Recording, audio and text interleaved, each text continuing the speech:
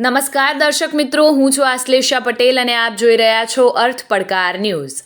પાટણ જિલ્લાના રાધનપુર ખાતે જળઝીલણી 11ની શોભાયાત્રા કાઢવામાં આવી।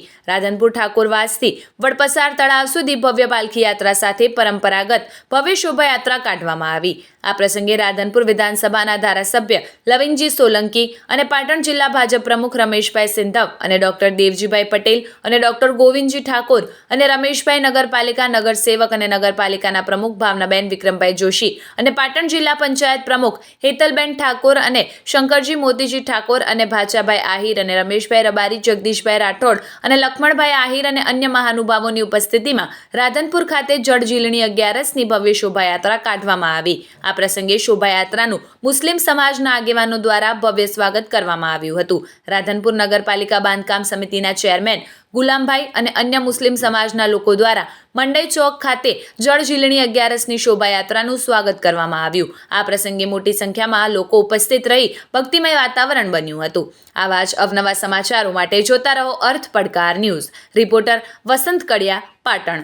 જોતા રહો અર્થ પડકાર ન્યૂઝ અને અમારી ચેનલને લાઇક, શેર ને સબસ્ક્રાઇબ કરવાનું ભૂલશો નહીં। ખૂબ જ આજે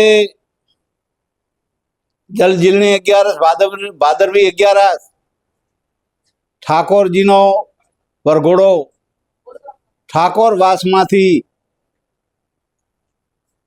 દરેક સમાજના 18 આલમના લોકો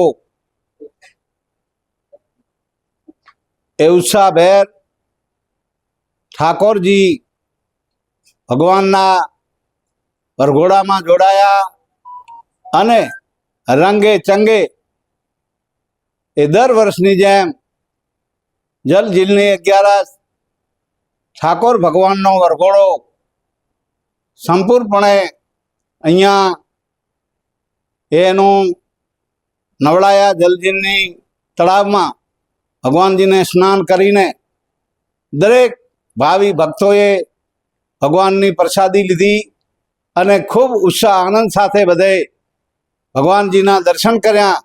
ગામ નગરના લોકોએ, રાધનપુરના તમામ સમાજના લોકોએ દર્શન કર્યા અને જળઝીલણી 11ના વરઘોડામાં અમારે જિલ્લાના પ્રમુખ આદરણીય હેતલબેન ઠાકોર, નગરના પ્રમુખ આદરણીય ભાવનાબેન, અમારા પાર્ટીના પ્રમુખ આદરણીય રમેશભાઈ સિંધવ સાહેબ, કારોબારી અધ્યક્ષ ડોક્ટર દેવજીભાઈ, બીજા અસંખ્ય દરેક સમાજના લોકો આ જળઝીલણી 11માં એ બધાએ જોડાયા અને ઉત્સાહભેર ભગવાનજીના એ પાલખીને એ પધરામણી કરી અને એને જળઝીલણી કરાવી, નવડાવી અને ખૂબ જ સંપૂર્ણ રીતે એ શોભાયાત્રા સંપૂર્ણ પૂર્ણ થઈ।